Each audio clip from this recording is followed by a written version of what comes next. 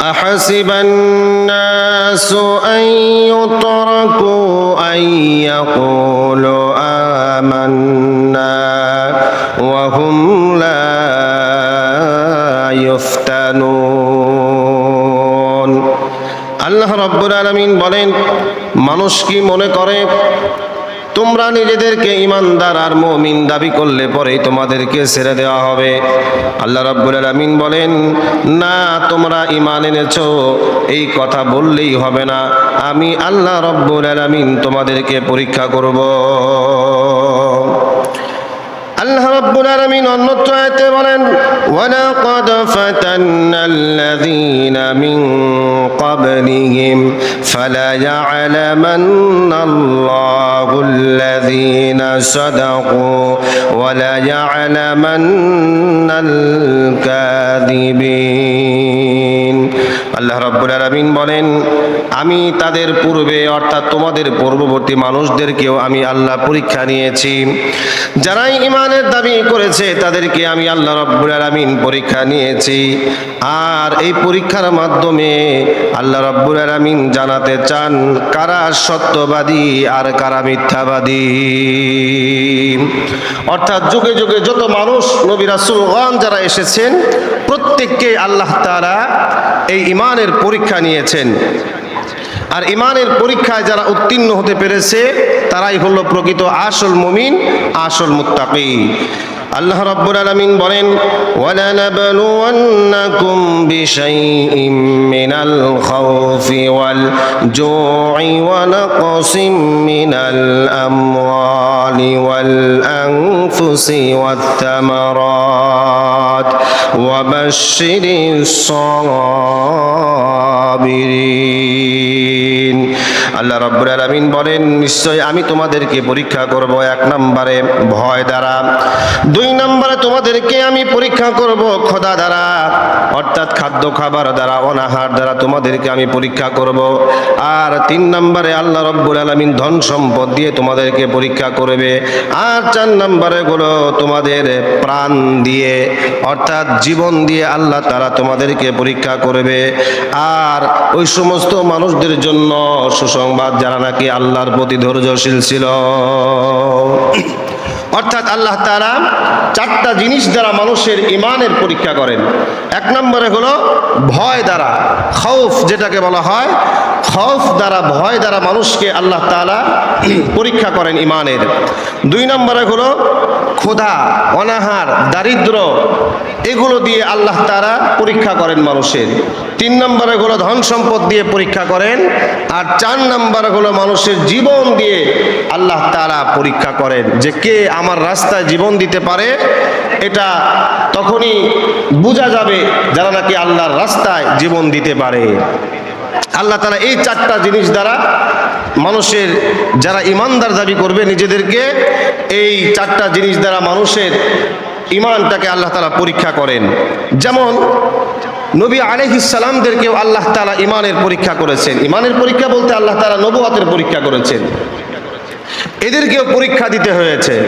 যেমন পয়গম্বর ইব্রাহিম আলাইহিস সালাতু ওয়াস সালাম, তাকেও পরীক্ষার সম্মুখীন হয়েছে, তিনি পরীক্ষার সম্মুখীন হয়েছেন এবং তিনি প্রত্যেক পরীক্ষায় তিনি ফার্স্ট ক্লাস ফার্স্ট পেয়েছেন। যেমনটা আল্লাহ রাব্বুল আলামিন বলেন।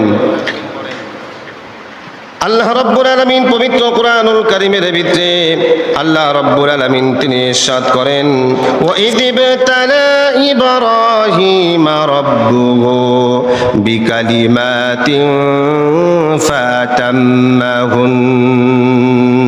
আল্লাহ রাব্বুল আলামিন পবিত্র কুরআনুল কারীমের ভিতরে বলেন, ইব্রাহিম আলাইহিস সালাতু ওয়াস সালামকে যতবার পরীক্ষা করা হয়েছে, আল্লাহ রাব্বুল আলামিন যতবার পরীক্ষা করেছেন প্রত্যেক পরীক্ষায় ইব্রাহিম আলাইহিস সালাম তিনি উত্তীর্ণ হয়েছেন।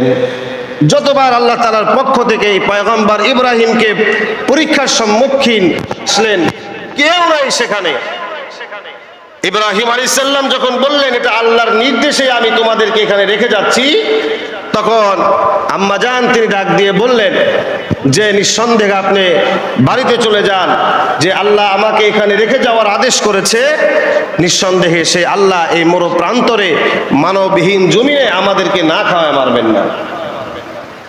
সেখানে কাটতেছিল ওই যে অল্প কিছু পানি আর খাবার, এগুলা খেয়েই সেখানে দিনাতিপাত করতেছিল। তো পয়গম্বর তো হাজরা আলাইহিস সালাতু ওয়াস সালাম একবার নয় দুইবার নয় সাফা মারওয়ায় 7 বার তিনি দৌড়াদৌড়ি করলেন। এরপরে কোথায় পানি নাই, কোথাও পানি পাওয়া যাচ্ছে না। এই যে হাজরা আলাইহিস সালাম পানির জন্য যে একটু দৌড়াদৌড়ি করলেন, 7 বার দৌড়াদৌড়ি করলেন, একজন মহিলা মানুষ 7 বার দৌড়াদৌড়ি করলেন সন্তানের মুখে একটু পানি দেওয়ার জন্য। আল্লাহ তাআলার কাছে এই ব্যাপারটা খুব ভালো লাগছে, এই জন্য আল্লাহ তাআলা হজের একটা অংশ করে দিলেন, যে সমস্ত হাজী সাহেবরা হজে যায় তাদেরকে এই সাফা মারওয়ায় দৌড়াদৌড়ি করতে হয়। আল্লাহ একটা বিধান করে দিয়েছেন, জোরে কোন সুবহানাল্লাহ। বিধান করে দিলেন, হাজিরা যাবে যে এখানে আল্লাহর পয়গম্বরের স্ত্রী দৌড়াদৌড়ি করেছে, তোমরাও দৌড়াও, তোমরাও দৌড়াও। এই জন্য হাজিরাও সেখানে তারা দৌড়াতে থাকে। আল্লাহ তাদেরকে পছন্দ করে এই দৌড়ানোটাই একটা বিধান করে দিয়েছেন হজের। তো দেখেন, তো এইদিকে পানি আনার জন্য হাজরা আলাইহিস সালাম খুব চেষ্টা করতেছে মরু প্রান্তরে পাহাড়ে, কিন্তু কোথাও পানি পাওয়া যায় না। এইদিকে ছোট্ট ইসমাইল আলাইহিস সালাম আল্লাহর পয়গম্বর, তিনি খাবারের যন্ত্রণায়, ক্ষুধার যন্ত্রণায় তিনি বাঁকা হয়ে গেছেন, এত ভয়ঙ্কর ক্ষুধা। ওই যে ছোট বাচ্চারা কান্না করলে যেমন পা দ্বারা এই এরকম ভাবে ঘষাঘষি করতে থাকে, আর পয়গম্বর ইসমাইল আলাইহিস সালামের এই পায়ের গোড়ালি দ্বারা সেখানে একটু জমিনটা গর্ত হয়ে গেছে। এখন আল্লাহ তাআলা জিবরিল আমিনকে ডাক দিয়ে বলতেছেন, জিবরাইল, যে আবার পয়গম্বরকে তো আমি পরীক্ষা করেছি, প্রত্যেক পরীক্ষায় তিনি উত্তীর্ণ হয়েছে, আর কত পরীক্ষা। তো এখন তাকে রেজাল্ট দেওয়ার সময় হয়ে গেছে, যে ইসমাইল আলাইহিস সালামের পায়ের গোড়ায় আঘাতে যে জমিনটুকু একটু গর্ত হয়েছে, সেই গর্তে থেকে তুমি ঝর্ণার মতো নিচ থেকে সুপেয় পানি, নিরাপদ পানির ব্যবস্থা করে দাও। সুবহানাল্লাহ। মরু প্রান্তরের ভিতরে কোথাও পানি নাই। আল্লাহ তাআলা জিবরাইল আমিন আলাইহিস সালামকে দ্বারা এই ইসমাইল আলাইহিস সালামের পায়ের গোড়ালির সেই গর্ত থেকে অধরছে পানিগুলো নিচ থেকে ফুলে উপর দিকে উঠতেছে। আম্মা জান হাজরা আলাইহিস সালাতু ওয়াস সালাম তিনি আসলেন, তিনি দেখলেন, এসে দেখলেন অবাক করা কাণ্ড। ইসমাইল আলাইহিস সালাতু ওয়াস সালামের সামনে থেকে ছোট্ট একটা গর্ত থেকে এত সুন্দর পানিগুলো উঠতেছিল। ইসমাইল আলাইহিস সালাতু ওয়াস সালাম তাকে ধরে রেখে আম্মা জান হাজরা আলাইহিস সালাতু ওয়াস সালাম এই পানিগুলো কতক্ষণ উঠবে, আবার পানিগুলো শেষ হয়ে যায় যদি, এই জন্য তিনি বাদ দিতেছিলেন। কিন্তু এত পরিমাণ পানি নিচ থেকে ফুলে ফেপে উঠতেছিল, বাঁধ ভেঙে চলে যাচ্ছিল পানিগুলো। ইসমাইল আলাইহিস সালাতু ওয়াস সালামকে পানিগুলো পান করালেন। আম্মা জান নিজেও তিনি পানি পান করলেন। আর পানি পান করার পরে আম্মা জান হাজরা আলাইহিস সালাতু ওয়াস সালাম, জামজাম শব্দের অর্থ হচ্ছে থামো, থামো। এই যে পানিটাকে থামানোর জন্য যখন নাকি এই আম্মা জান হাজরা আলাইহিস সালাম বলেছিল জামজাম, আল্লাহ তাআলার কাছে এই ভাষাটা খুব পছন্দ হয়েছে, এই জন্য আল্লাহ তাআলা এই কূপের নামই করে দিয়েছে জমজম। অর্থাৎ কিয়ামত পর্যন্ত এই ইসমাইল আলাইহিস সালামের মা যে হাজরা আলাইহিস সালাম যে পানিকে জমজম বলেছিল, এই জমজমের নামকরণে কিয়ামত পর্যন্ত এই পানির নাম হয়ে গেছে জমজম। সুবহানাল্লাহি বিহামদিহি। এটা তো শুধু পানি না, পৃথিবীর যত হাজী সাহেবরা হজ করার জন্য যায়, ওই দেশ থেকে কিছু না আনলেও অন্তত পক্ষে দেখবেন যে এই কিন্তু পানিটা নিয়ে আসে, এই পানিটা নিয়ে আসে, জমজমের পানিটা নিয়ে আসে। কিছু যদি না আনে এই পানিটা শুধু পানি নয়, সাধারণ পানি খাবার ব্যাপারে সুন্নাহ হলো যে আপনি বসে 3 ঢুকে 3 নিঃশ্বাসে পান করবেন। হ্যাঁ, পানিটা দেখে পান করবেন এবং মাথায় কিছু দিয়ে আপনি পানি পান করবেন। এরকম আরো কয়েকটা সুন্নাত তরিকা আছে। কিন্তু জমজম পানিকে আল্লাহ তাআলা শেফাযুক্ত করছেন, রোগ মুক্তির একটা ঔষধ আল্লাহ তাআলা এর ভিতর দিয়েছেন, কারণ এটা হচ্ছে বরকতি পানি, কল্যাণকর পানি।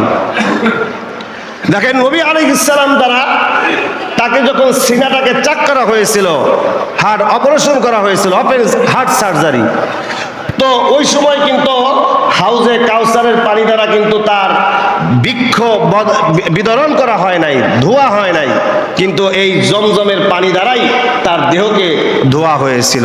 তাহলে এই পানিটা কত দামি এবং কত বরকতপূর্ণ পানি, যেই পানি আজ সেই হাজার হাজার শত শত বছর আগে ইসমাঈল আলাইহিস সালাতু ওয়াস সালামের পায়ের গোড়ালির আঘাতে সেখানে জমিনটা কিছু গর্ত হওয়া থেকে শুরু করে আজ অবধি পর্যন্ত পানি এখনো উদ্গীরণ, কিয়ামত পর্যন্ত চলবে, কখনো এই পানি বন্ধ হবে না। সুবহানাল্লাহ বলেন। কিয়ামত পর্যন্ত চলতেই থাকবে, চলতেই থাকবে। আবার এমন নিয়ামত এবং বরকতপূর্ণ পানি দেখেন যে এই পানি কিন্তু আবার বেশি হয়ে আবার বাহিরে কিন্তু পড়েও যায় না, পানি কিন্তু বেশি হয়ে পড়েও যায় না। আল্লাহ তাআলা কেমন কল্যাণ এবং বরকতময় পানিটা দিছে। যাদের রোগ আছে এই পানিগুলো আপনারা পশ্চিম দিকে দাঁড়িয়ে যে কোনো একটা নিয়ত করে আপনারা খাবেন, আল্লাহ তাআলা অবশ্যই আপনাকে শেফা মুক্ত করে দিবে। সুবহানাল্লাহ বলেন। শেফা দান করবেন আল্লাহ তাআলা। এই পানিটা এত বরকতপূর্ণ পানি। তো দেখেন এই একটা পরীক্ষা শেষ হতে না হতেই আল্লাহ তাআলা আরেকটা পরীক্ষা দিলেন, আরেকটা পরীক্ষার সম্মুখীন হয়ে গেল। সেখানে ইসমাঈল আলাইহিস সালাতু ওয়াস সালাম তিনি বড় হতে লাগলেন। আল্লাহ তাআলা পবিত্র কুরআনুল কারীমের ভিতরে এভাবে এই কথাটা বলছেন, ফালাম্মা বালাগা মাআহুস সা'য়া ক্বালা ইয়া বুনাইয়া ইন্নী আরা ফিল মানামি আন্নী আযবাহুকা ফানজুর মাযা তারা। আল্লাহ রাব্বুল আলামিন বলেন, ইসমাঈল আলাইহিস সালাতু ওয়াস সালাম যখন তিনি চলাফেরার বয়সে চলে গেলেন, যখন বাবার সাথে হাঁটা চলা করতে পারে, এমন সময় ইব্রাহিম আলাইহিস সালাতু ওয়াস সালামকে আল্লাহ তাআলা একে একে 3 বার করে স্বপ্ন দেখালেন। ও পয়গম্বর ইব্রাহিম, তোমার জীবনের সবচাইতে মূল্যবান সম্পদটা আমি আল্লাহর রাস্তায় কুরবানি করে দাও। পরের দিন সকালবেলা ইব্রাহিম আলাইহিস সালাতু ওয়াস সালাম 100 উট আল্লাহর রাস্তায় কুরবানি করলেন, কিন্তু পরের রাত্রিতে আবারও স্বপ্নে দেখলেন, ও পয়গম্বর ইব্রাহিম, তুমি আমি আমার রাস্তায় তোমার জীবনের সবচাইতে মূল্যবান সম্পদটাকে কুরবানি করে দাও। পরের দিনও আবার 100 উট কুরবানি করলো। পরের দিন রাতে আবারও স্বপ্নে দেখলো, ও ইব্রাহিম, তোমার জীবনের সবচাইতে মুহাব্বতের সম্পদটাকে আমি আল্লাহর রাস্তায় কুরবানি করে দাও। এবার পয়গম্বর ইব্রাহিম আলাইহিস সালাতু ওয়াস সালাম তিনি বুঝতে পারলেন এই মুহূর্তের সবচাইতে দামি সম্পদ হলো আমার সন্তান ইসমাঈল। তিনি বুঝতে পারলেন যে সবচাইতে দামি সন্তান হলো আমার সন্তান ইসমাঈল, তাকেই আল্লাহ তাআলার রাস্তায় জবাই করতে হবে, কুরবানি করতে হবে। এই জন্য সন্তানকে বললেন যে ক্বালা ইয়া বুনাইয়া ইন্নী আরা ফিল মানামি আন্নী আযবাহুকা ফানজুর মাযা তারা। ও কলিজার টুকরা সন্তান, আমি তো স্বপ্নে দেখেছি তোমাকে আল্লাহর রাস্তায় জবাই করতে হবে, কুরবানি করতে হবে। দেখেন ইব্রাহিম আলাইহিস সালাতু ওয়াস সালাম এমন একজন নবী, এই যে কুরবানি করতে হবে তো এই কথাটা এই কারণেই বললেন যে পয়গম্বর ইব্রাহিম আলাইহিস সালাম সারা জীবন তিনি আল্লাহ তাআলার কাছে একজন ধৈর্যশীল গোলামিন হালিম একটা সন্তান চেয়েছেন। তো তিনিও পরীক্ষা করতেছেন যে দেখি আমার সন্তানটা কেমন ধৈর্যশীল আর কেমন গোলামিন হালিম আমার সন্তান, যেভাবে আল্লাহর কাছে চেয়েছি সেই সন্তানই কি আমি পেয়েছি নাকি। এই জন্য তিনি পরীক্ষা করার জন্য বললেন যে বাবা, আমি তো স্বপ্নে দেখেছি তোমাকে জবাই করতেছি, তুমি কি বলো। ইসমাঈল আলাইহিস সালাতু ওয়াস সালাম তিনি বললেন, ক্বালা ইয়া আবাতি ফাআল ইফআল মা তু'মার সাতাজিদুনি ইনশাআল্লাহু মিনাস সাবিরিন। ইসমাঈল আলাইহিস সালাতু ওয়াস সালাম তিনি ডাক দিয়ে বললেন, ও পিতা, ও আমার বাবা, আপনি সেই আদেশ আপনি পালন করবেন যেই আদেশ আল্লাহ তাআলা আপনাকে করেছেন। নিঃসন্দেহে আল্লাহর বিধান পালন করার জন্য আপনি আমাকে ধৈর্যশীলদের মধ্যে পাওয়া যাবেন। জোরে কোন সুবহানাল্লাহ। যে আমার পিতা, আল্লাহর পক্ষ থেকে আপনি যে স্বপ্ন দেখেছেন সেই স্বপ্নে আপনি বাস্তবেই পরিণত করেন, আর এই স্বপ্ন বাস্তবায়নে আপনি আমাকে অবশ্যই ধৈর্যশীলদের মতোই আপনি আমাকে পাবেন। অর্থাৎ কোনো নড়াচড়া করব না, আল্লাহর বিধান পালন করার জন্য কোনো বেয়াদবিও আমি করব না।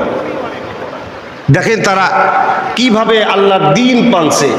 তাই বলে দেখেন এই জিবরিল আমিনের মাধ্যমে আল্লাহ তাআলা কিন্তু এই খবরটা পাঠাইতে পারতেন।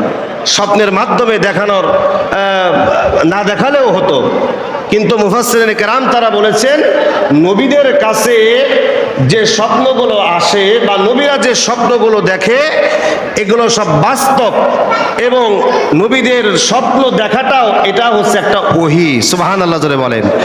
যে নবীরা যেটা স্বপ্ন দেখে এটা ওহী, আর আমরা যেটা স্বপ্ন দেখি এটা ওহী নয়। অধিকাংশ ক্ষেত্রে আমরা স্বপ্ন দেখি এগুলোর শয়তান আমাদেরকে ওয়াসওয়াসা দেয়, বা দিনভর আমরা যা করি এগুলো আমরা স্বপ্নের ঘরে দেখি। আমরা যদি ঘুমিয়ে যাই তাহলে পরে আমরা কোথায় থাকি এটা আমরা বলতে পারবো না। কিন্তু নবী আলাইহিস সালামেরা তাদের চোখ ঘুমায় কিন্তু অন্তর ঘুমায় না, তারা সব সময় জাগ্রত, তারা বলতে পারে। তারা স্বপ্ন এটা আল্লাহ তাআলার পক্ষ থেকেই ওহী হয়ে আসে। সেই স্বপ্নের ওহীর মাধ্যমে ইসমাঈল আলাইহিস সালামকে জবাহ করতে হবে এটা তিনি দেখাইলেন। তো এখন দেখেন আল্লাহ তাআলা বললেন, ফালাম্মা আসলামা ওয়া তাল্লাহু লিল জাবিন।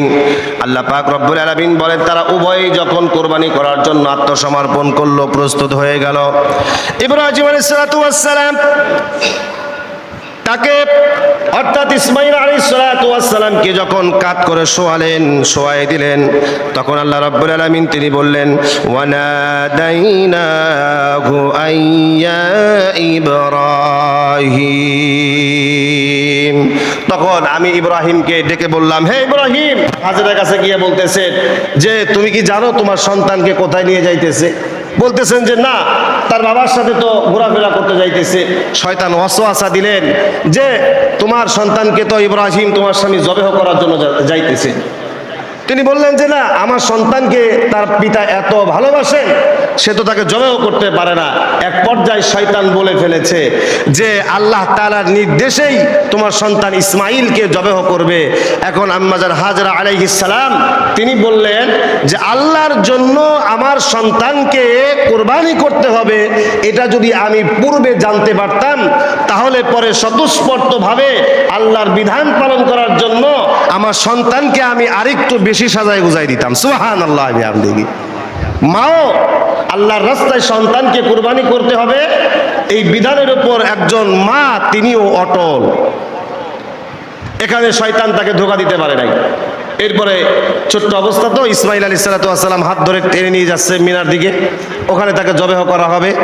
এখন শয়তান পিছন দিকে মুরব্বীর বেশ ধারণ করে ডাক দিতেছে যে ইসমাঈল, তুমি যে তোমার বাবার সাথে যাচ্ছ, কোথায় যাচ্ছ? তোমার বাবা তোমাকে তো জবেহ করবে। ইসমাঈল আলাইহিস সালাম বললেন, তিনি কি করলেন যে একটা কঙ্কর নিক্ষেপ করলেন, পাথর নিক্ষেপ করলেন। এরপর আবারও বললেন এইরকম। তিনি এই তিনটা ছোট্ট বাচ্চা শয়তানের আশ্রয় থেকে আল্লাহ তাআলার কাছে নিরাপত্তা চাইলেন। এটা আল্লাহ তাআলার কাছে খুব ভালো লাগছে। এই জন্য আল্লাহ তাআলা কি করলেন, এখানে যারা হজে গেছে তারা বলতে পারবে, এখানে শয়তানের একটা নির্দিষ্ট এরিয়ার ভিতরে একটা পিলার খাড়া করা আছে, সেখানে এখন ঢিল ছুঁড়ে মারতে হয়। সুবহানাল্লাহ বলেন। তো এই যে এখান থেকে শয়তান যেখানে তাকে ওয়াসওয়াসা দিয়েছিল, আর এমন অবস্থায় ইসমাঈল আলাইহিস সালাতু ওয়াস সালাম কঙ্কর নিক্ষেপ করেছিলেন, এই জন্য পৃথিবীর সবভাবেই পুরস্কৃত করে থাকেন। এরপরে আল্লাহ তাআলা তিনি বললেন, ইন্না হাযা লাহুয়াল বালাউল মুবিন। পয়গম্বর ইব্রাহিমকে ডাক দিয়ে বললেন, হে পয়গম্বর, নিঃসন্দেহে এটা আমার পক্ষ থেকে তোমার জন্য একটা পরীক্ষা ছিল, আর সেই পরীক্ষায় তুমি উত্তীর্ণ হয়েছ। এই জন্য আল্লাহ রাব্বুল আলামিন তিনি বলেন যে ওয়াফাদাইনাহু বিযিবহিন আযীম, আর আমি তার পরিবর্তে অর্থাৎ ইসমাইলের পরিবর্তে জবেহযোগ্য এক মহান যন্ত্র দিয়ে তাকে মুক্ত করে দিলাম। সুবহানাল্লাহ। অর্থাৎ ইব্রাহিম সাল্লাম যখন ইসমাইলের ছুরি চালাবে, আর আমি তাদেরকে পরবর্তীদের মাঝে স্মরণীয় করে রাখলাম, আর পশু জবের মাধ্যমে কোরবানির বিধান চালু করে দিলাম। সুবহানাল্লাহ। আজ সেই দিন যদি ইসমাইল আলাইহিস সালাম সত্যি যদি জবে হয়ে যেত, তাহলে আমাদের যাদের স্বার্থ সামর্থ্য যাদের আছে, আমাদের সন্তানগুলোকেও আমার মনে হয় যে এই শরীয়তের আওতায় আমাদের সন্তানগুলোকে কোরবানি দেওয়া লাগবে।